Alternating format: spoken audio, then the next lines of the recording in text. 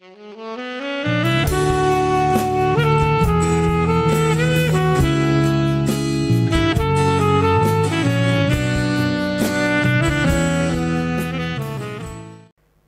a abrir la Biblia en el libro de Isaías, el capítulo 30.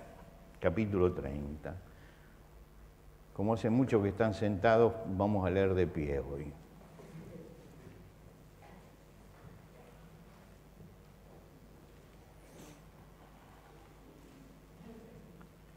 Isaías 30, capítulo 1. Ay de los hijos que se apartan, dice Jehová, para tomar consejo y no de mí, para cobijarse con cubierta y no de mi espíritu, añadiendo pecado a pecado. Que se apartan para descender a Egipto y no han preguntado de mi boca, para fortalecerse con la fuerza de Faraón y poner su esperanza en la sombra de Egipto. Pero la fuerza de Faraón se os cambiará en vergüenza, y el amparo en la sombra de Egipto en confusión. Cuando estén sus príncipes en Zoán y sus embajadores lleguen a Anes, todos se avergonzarán del pueblo que no les aprovecha, ni los socorre, ni les trae provecho. Antes les será para vergüenza y aún para oprobio. Profecía sobre las bestias del Negev. Por tierra de tribulaciones y de angustia, de donde salen la leona y el león, la víbora y la serpiente que vuela, llevan sus lomos de asnos, sus riquezas y sus tesoros sobre sus jorobas, a un pueblo que no les será de provecho. Ciertamente Egipto en vano e inútilmente dará ayuda, por tanto yo les di voces que su fortaleza sería estarse quietos. Ve pues ahora y escribe esta visión en una tabla delante de ellos y regístrala en un libro para que quede hasta el día postrero, eternamente y para siempre. Porque este pueblo es rebelde, hijos mentirosos, hijos que no quisieron oír la ley de Jehová, que dicen a los videntes, no veáis, y a los profetas, no nos profeticéis lo recto, decidnos cosas halagüeñas, profetizad mentira, dejad el camino, apartaos de la senda, quitad de nuestra presencia al Santo de Israel.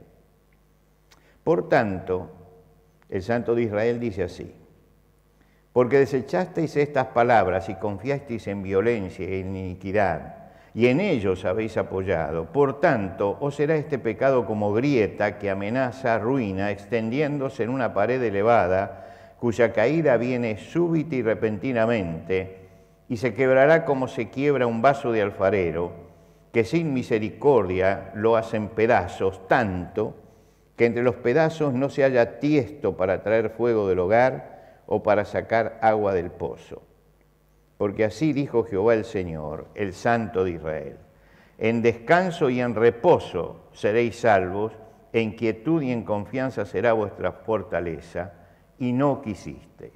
Hasta aquí nada más en la lectura podemos tomar asiento. Seguramente ustedes recordarán la famosa frase de Arquímedes que se repite permanentemente. Él dijo, dadme un punto de apoyo y moveré el mundo. Arquímedes es uno de los tres grandes sabios de la física y vivió 200 años antes de Jesucristo en la ciudad de Siracusa, en Sicilia. Y él es el que estudió justamente el fenómeno de la palanca. Y él entonces dice, denme un punto de apoyo y moveré el mundo. Lo que está diciendo es que una palanca se apoya fundamentalmente en un punto, que es el que tiene que resistir. Si ese punto es fuerte, hacemos palanca y entonces funciona. Si ese punto no es fuerte, entonces la palanca no sirve. Y él dice, mire, se puede mover hasta el mundo, pero se necesita un punto de apoyo. Para mover el mundo yo no encuentro el punto de apoyo. Si alguien me lo da, yo le explico cómo se puede mover. Es decir, él está centrando el pensamiento en ese punto de apoyo, que es la necesidad que hay, que es lo más importante, que es lo más difícil, y que es encontrar el punto resistente que puede aguantar la fuerza. El rey David, cuando terminaba ya su vida y Dios lo había librado de todos los enemigos, escribió un extenso cántico que aparece 2 veces en la Biblia. Aparece en el libro de 2 Samuel, en el momento en que él se despide, y aparece también en el libro de los Salmos, el Salmo 18. Es un salmo muy extenso, porque él dice que fue librado de todos sus enemigos. Es decir, es en el momento en que ya no tiene que luchar ni contra los filisteos, ni contra el ejército de Saúl, ni contra los muchos enemigos internos y externos que tiene. Se acabó eso para él. Y él dice, me asaltaron en el día de mi desgracia, me asaltaron en el día de mi desgracia, es decir, cuando lo vieron flojo, inmediatamente dice, mas el Señor fue mi apoyo. Él decía, mire, lo importante en la vida de un hombre que tiene que luchar como tuve que luchar yo, es tener un buen apoyo. Si por algo yo salí de todo eso, es porque el Señor fue mi apoyo. Salomón, que aprendió todo eso, no lo puso en práctica, pero lo aprendió, dice en los Proverbios, fíate en el Señor de todo tu corazón y no te apoyes en tu propia potencia. Quiere decir que yo tengo que buscar apoyarme en el Señor, porque ese punto firme es el que me permite mover todas las cosas a mi alrededor. Cuando un profeta le recuerda al rey Asa, rey de Israel, una lucha que había tenido en el pasado, dice, los etíopes y los libios, que eran los pueblos contra que él tuvo que luchar porque lo atacaron, dice, ¿no era un ejército numerosísimo con carros y mucha gente de a caballo? Con todo, porque te apoyaste en el Señor, Él los entregó en tus manos.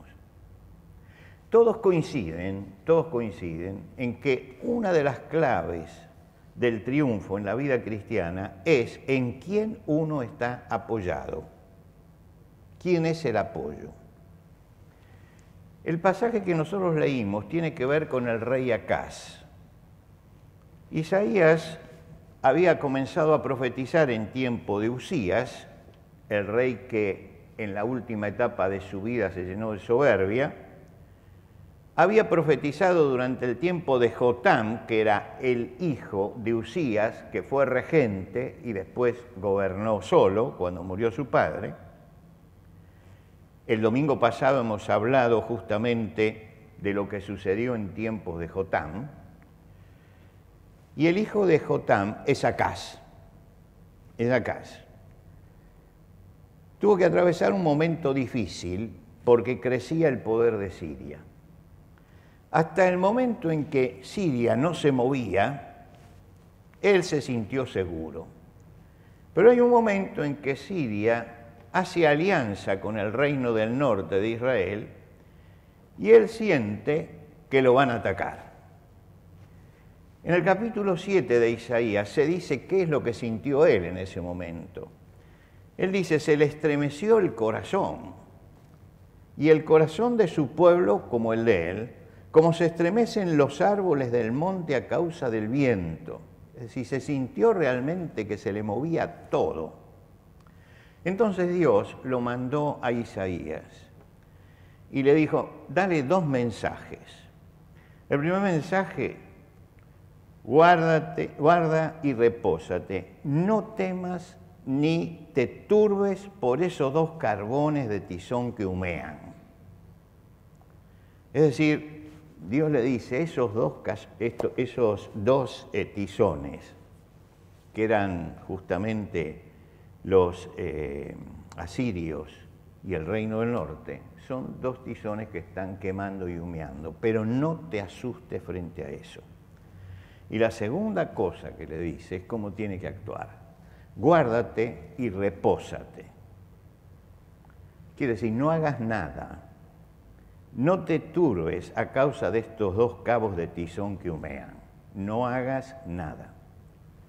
Muchas veces a los reyes, cuando las cosas que tenían delante eran más grandes que ellos, le decía a Dios, no hagas nada. El pasaje que leímos termina justamente diciendo eso, e inquietud y confianza será vuestra fortaleza, porque a veces hay que hacer y a veces no hay que hacer. En este caso Dios le dije, por más que hagas, no tenés la fuerza para vencerlos. Y como no tenés la fuerza, quédate quieto, porque cuando no te da la fuerza, yo soy el que va a actuar. Si él hubiera conocido un poco la historia, y si hubiera leído la historia, habría visto que hubo reyes que Dios actuó milagrosamente cuando se sintieron perdidos, pero fueron a buscar el apoyo de Dios. Y Dios le está diciendo que él tiene que buscar ese apoyo en ese momento. Acaz recibe los dos mensajes. No te asustes, era el primero. En segundo, quédate quieto. Era el mensaje de Dios. ¿Cuál fue la respuesta de Acaz? Acaz dijo, y Dios le dijo, el segundo mensaje decía, y si quieres señal, voy a dar señal. Puedes pedirme una señal en la tierra o una señal en el cielo. Notable porque muy pocas veces Dios señala esto. Pero sabe el miedo que tiene Acaz. Y entonces le dice, quédate quieto, no te asustes. Si necesitas una señal, te puedo dar una señal en el cielo y una señal en la tierra. Viene Isaías y le dice, este es el mensaje de Dios. ¿Qué contestó? No pediré, no tentaré a Jehová. La primera impresión que uno tiene frente a esta respuesta es que es un hombre de extremada fe que dice no necesito ninguna prueba. Pero no es así, porque él ya había solucionado mentalmente la batalla y él se inclinó por una salida política, ir a Egipto a buscar refuerzos. Egipto era la potencia que estaba decayendo, pero era una potencia todavía. Y podía realmente ayudarlo. Y en el momento que se escribe este pasaje, nosotros lo leímos, Isaías le dice, ¿sabes lo que dice Dios de esto? Por tierra de tribulación y de angustia, de donde sale la leona y el león, la víbora y la serpiente que vuela. Ustedes saben que hay serpientes. Yo vi una vez un caso de estos, por supuesto en una filmación, porque nunca fui al Amazonas, serpientes que suben a los árboles y se tiran frente a la persona. A eso lo llamaban serpientes que vuelan. Yo recuerdo el caso que vi, que era alguien que estaba muy tranquilo en su bote y de pronto una víbora se tira y lo agarra inmediatamente. Él dice, ustedes están yendo a una tierra de donde sale la leona, el león, la víbora y la serpiente que vuela, y llevan sobre lomos de asnos sus riquezas y sus tesoros sobre jorobas de camello a un pueblo que no les será de provecho. ¿Qué había pensado en ese momento? Si yo quiero apoyarme en Egipto, voy a agarrar todos los tesoros y se los voy a dar como tributo. Y seguramente Egipto me va a ayudar. Cuando Dios comienza a hablarle, le dice, hacen planes sin tenerme en cuenta y buscan cobijarse, pero no bajo mi espíritu, sino que están buscando otro camino.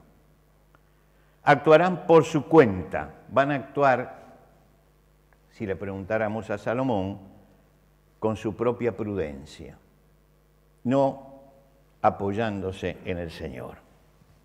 Si le hubiéramos preguntado a Acaz, nos hubiera dicho, es un buen punto de apoyo, es el único que puede ayudarnos.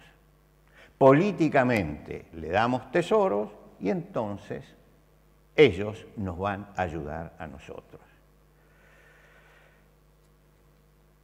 No conocía la historia, no conocía la historia.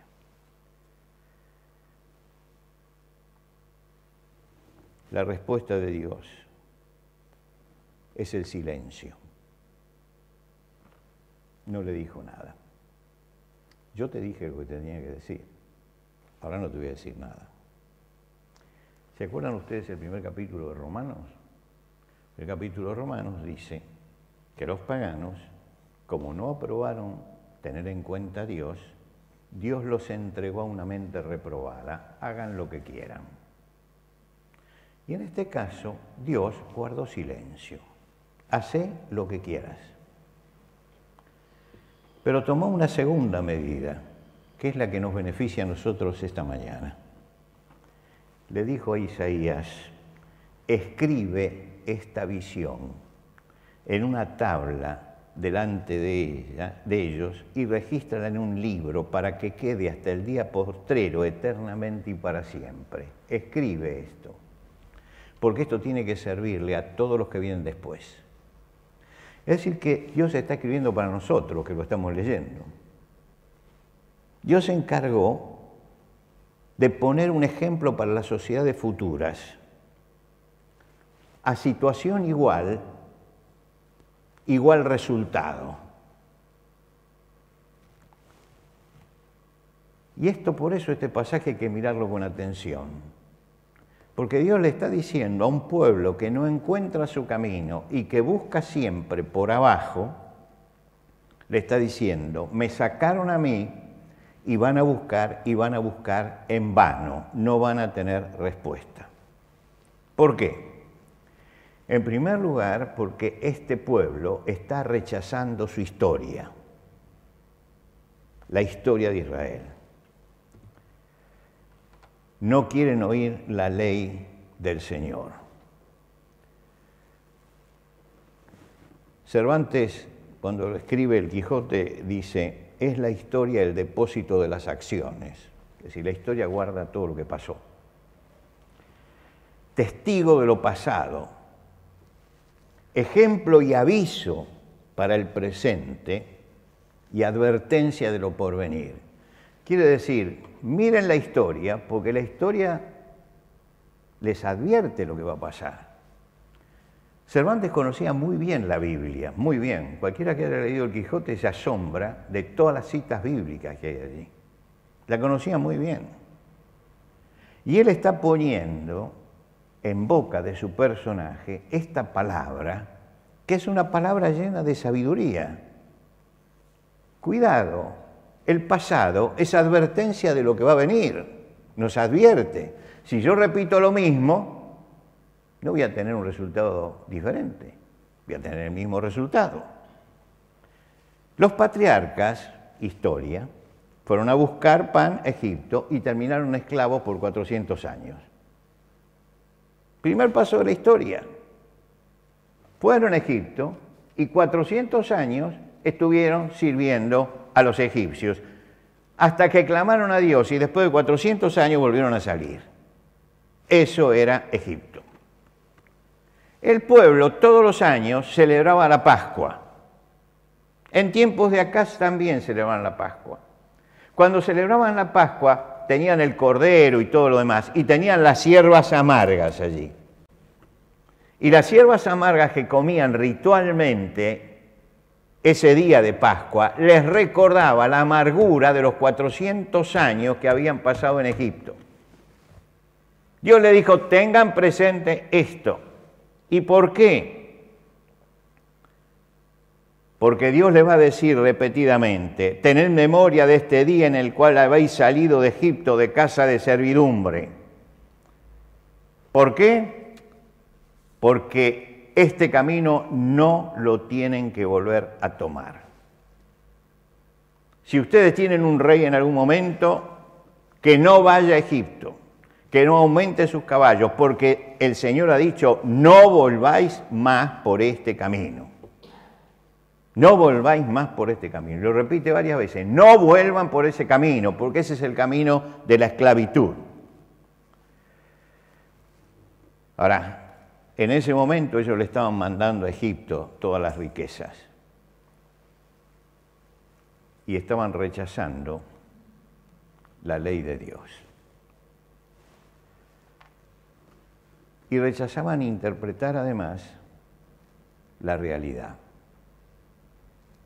La realidad era que Egipto era una potencia que vivía únicamente para ellos. No se le puede pedir a ninguna potencia que sea generosa.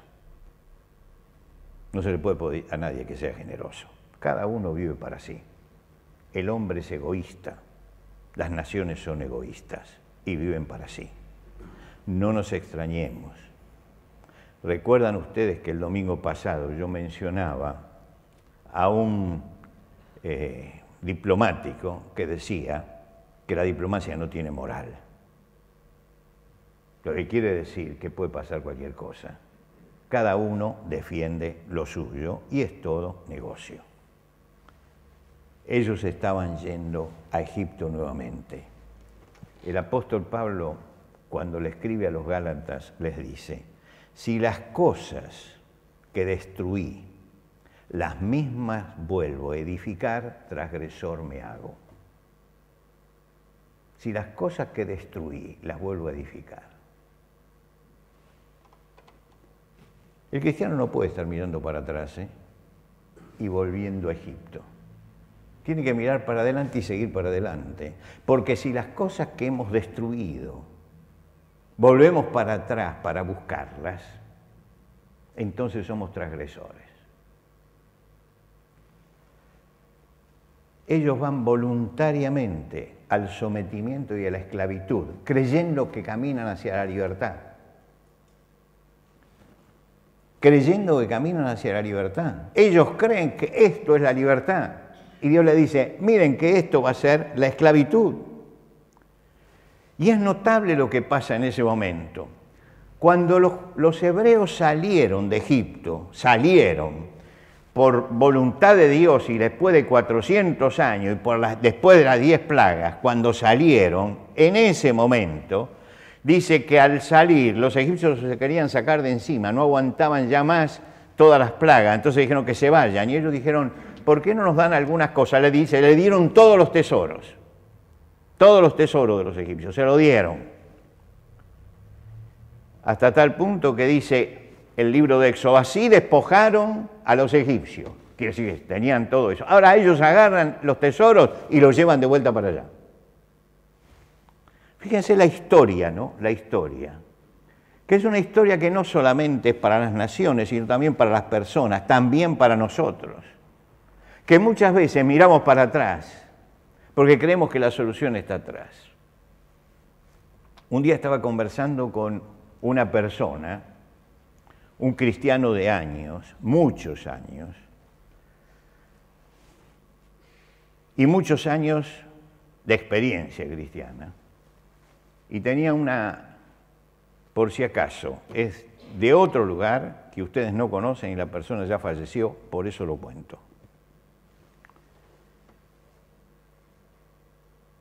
Una de las hijas no anduvo bien y quedó embarazada, encinta.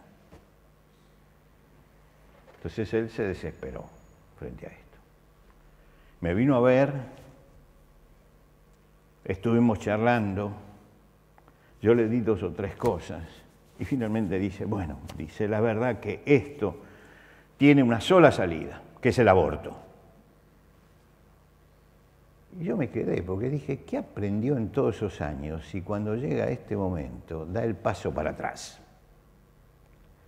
Hay que aplicarle justamente esto que dice el apóstol Pablo a los Gálatas. Si lo mismo que destruí, lo mismo vuelvo a edificar, soy un transgresor. El cristiano mira para adelante, no para atrás. No retrocede a lo que dejó. No puede retroceder a eso. Ellos rechazaban eso. Y por supuesto que Dios les había mandado gente que les hablara. Había videntes.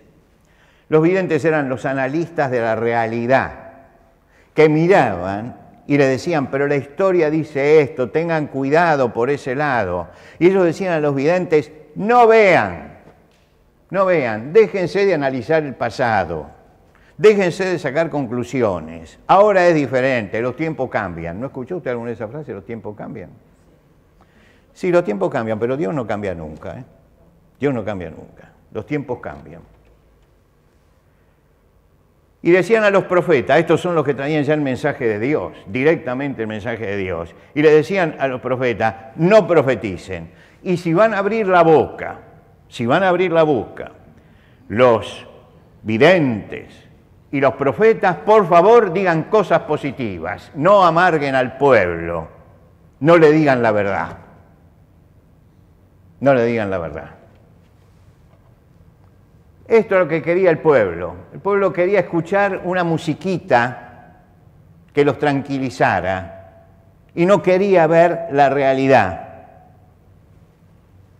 Y resulta que los videntes y los profetas analizaban y sacaban conclusiones negativas, pero ellos preferían la mentira a la verdad.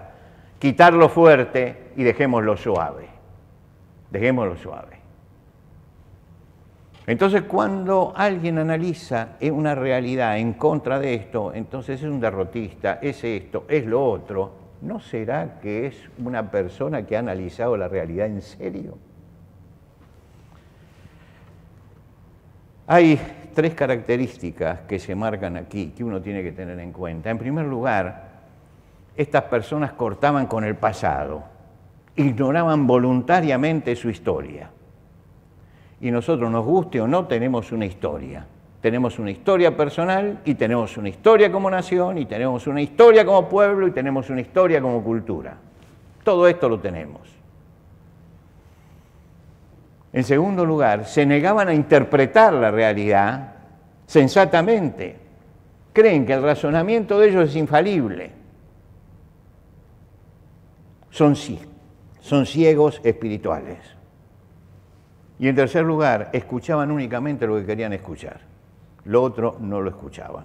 Entonces escuchaban todo lo dulce, todo lo tierno, todo lo halagador y rechazaban todo lo que fuera áspero, amargo, duro. Afuera todo eso, no queremos oírlo. La verdad siempre es amarga. Porque amarga es la verdad, voy a echarla de mi boca, decía el poeta. Porque amarga es la verdad, la voy a echar, la voy a decir. Y ellos escuchaban eso. ¿Por qué pasó eso? ¿Cuál es la razón que pasó eso? Dietrich Bonhoeffer, que es el gran teólogo del siglo XX, denunciaba en su tiempo al régimen nazi en Alemania. Lo denunciaba. Y decía, esto nos va a llevar a un desastre, a una masacre del pueblo. Nos va a llevar a tener campos de concentración. Empezaron a poner los hornos crematorios y él sabía lo de los hornos crematorios. Y entonces empezó a hablar. Estaba en Estados Unidos y en Estados Unidos le dijeron, estaba dando conferencias, no vuelva a Alemania. No, dice, ese es el lugar donde el Señor me puso. Y yo no puedo no ir, porque en este momento el pueblo alemán necesita eso.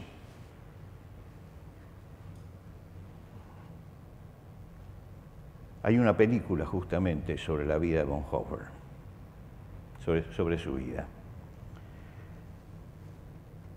Vuelve y denuncia al régimen nazi con todas las letras, con todas las palabras. Fue preso. Estando preso, eso le sirvió para pensar sobre esto. ¿Y qué pensaba él? ¿Cómo puede ser que un país inteligente como es Alemania, estamos hablando de un país que era cabeza en ese momento en el mundo, cómo puede ser que termine en esto? ¿Cómo puede ser? ¿Cuál es la razón? Y él saca una conclusión. Y yo voy a usar el término argentino para esto, que a veces cuando salen las grabaciones por internet, algunos me lo reprochan, porque en otros lados tiene connotaciones mucho más fuertes. Él dice, este es un estado de estupidez. Es un estado de estupidez, decía él. Es un estado de estupidez donde dejan de escuchar la razón. Y la estupidez esta es una estupidez voluntaria. No es un problema intelectual. Es decir, es estupidez porque le falta capacidad. No, tiene toda la capacidad. Es una estupidez voluntaria, es una estupidez voluntaria donde niegan el valor de la razón. Es un defecto moral, dice él, no es intelectual. Ahora dice, con un estúpido intelectual usted puede conversar por lo menos. Con el estúpido moral no se puede conversar, no se puede, ya no razona. Él dice, es un estúpido moral. La Biblia tiene una palabra para esto. Es un necio. ¿Qué es un necio? Es un estúpido moral. Dijo el necio en su corazón, no hay Dios. Pero usted dice, pero tiene que mirar la creación. No, él voluntariamente se estupidiza. Y esto es lo que pasa en este caso. Bonhoeffer fue preso y estando en la cárcel, él escribió diciendo, la estupidez voluntaria, la estupidez moral es contagiosa. Y el problema se transforma en un problema sociológico. La consecuencia de esto, se produce una verdadera grieta. ¿Vieron que ahora está de moda acá la palabra grieta? Bueno, acá está la verdadera grieta. La verdadera grieta no es entre una ideología y otra ideología. No es entre un problema económico y otro problema económico. La verdadera grieta es la grieta que se produce entre lo que está abajo y lo que está arriba. Ahí está la grieta. La separación del hombre de Dios. Y esa grieta agrieta también a la sociedad. Al estar divorciados de Dios, se agrieta toda la sociedad, deja de tener cohesión. Y entonces esa grieta de la pared de abajo es consecuencia de la grieta horizontal que hay con Dios. Y dice que o será este pecado como grieta que amenaza ruina, extendiéndose en una pared elevada cuya caída viene súbita y repentinamente. Señores, tienen una grieta con Dios, ahora van a tener una grieta abajo. Y esa grieta de abajo los va a reventar en tal forma que van a tener una estrepitosa caída, súbita, violentamente.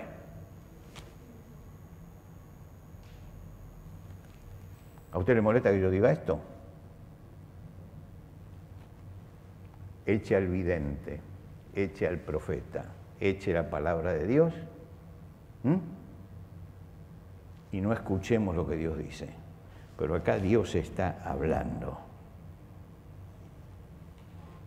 Y cuando Dios habla, está marcando una realidad espiritual. Un pueblo que corta la relación hacia arriba, se agrieta abajo y se rompe. Y empieza a creer que la grieta de abajo es lo más importante. No la soluciona, si no soluciona la grieta hacia arriba. Esas actitudes del pasado, son actitudes también del presente. Uno lee este capítulo, analiza este capítulo 30 de Isaías y no sabe si está hablando para Acaz o si está hablando para la sociedad actual. Vivimos una época similar y la gente piensa en la misma forma. Y si usted pregunta, ¿en quién nos apoyamos? ¿Para dónde vamos?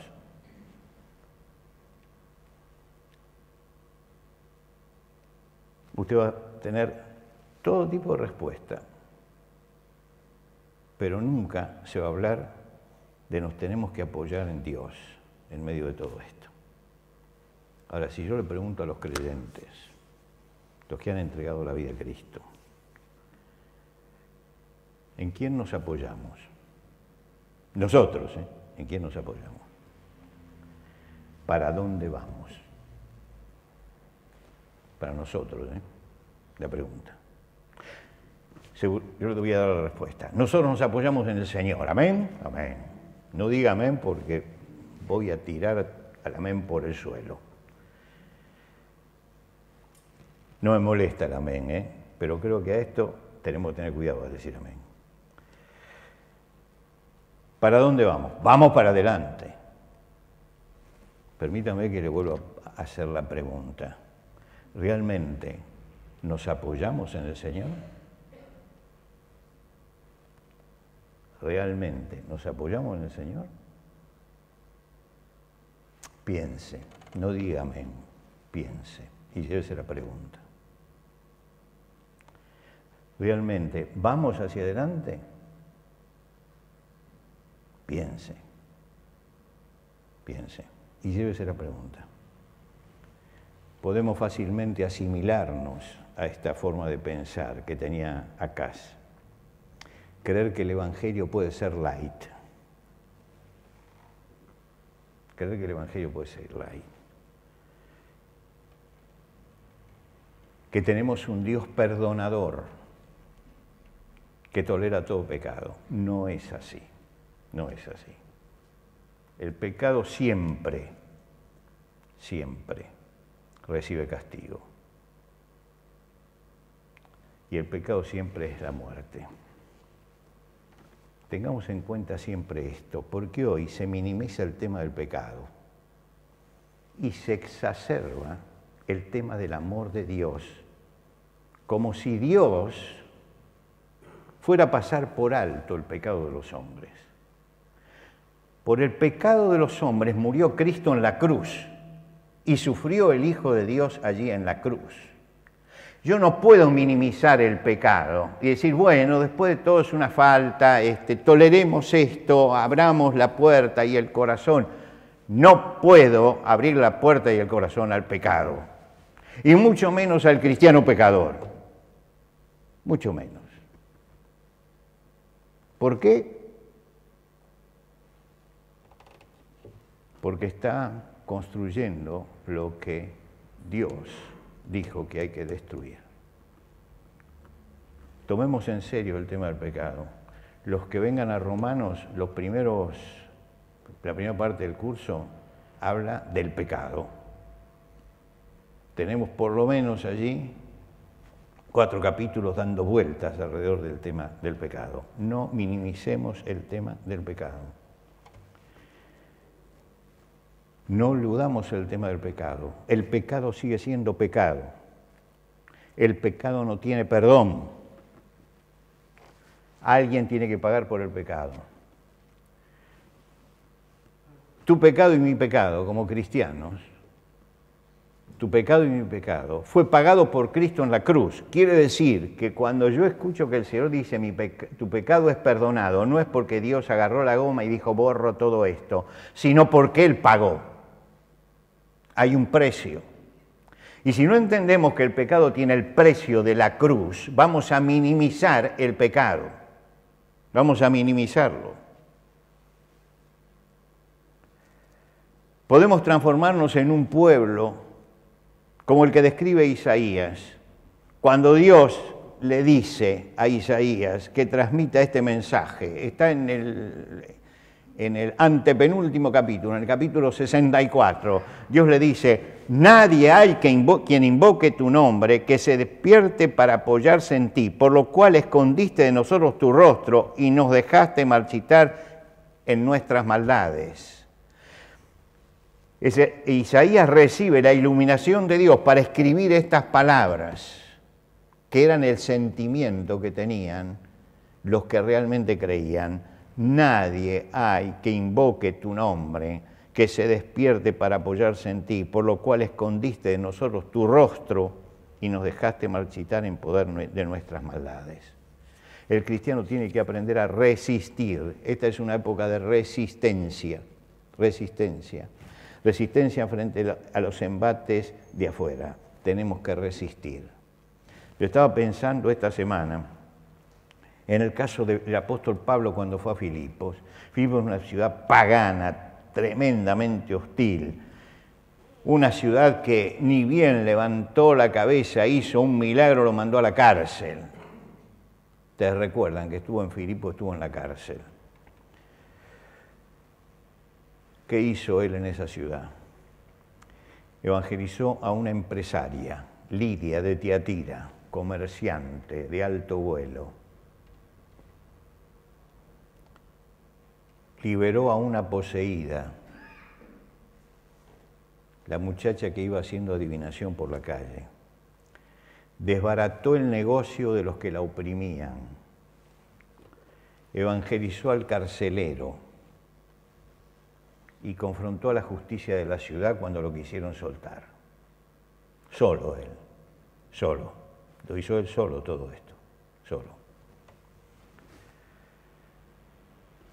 Empezó haciendo el trabajo cristiano hasta que lo metieron en la cárcel. Injustamente lo azotaron, lo metieron en el cepo, lo tuvieron allí y al otro día vinieron para soltarlo. Le dijo, no.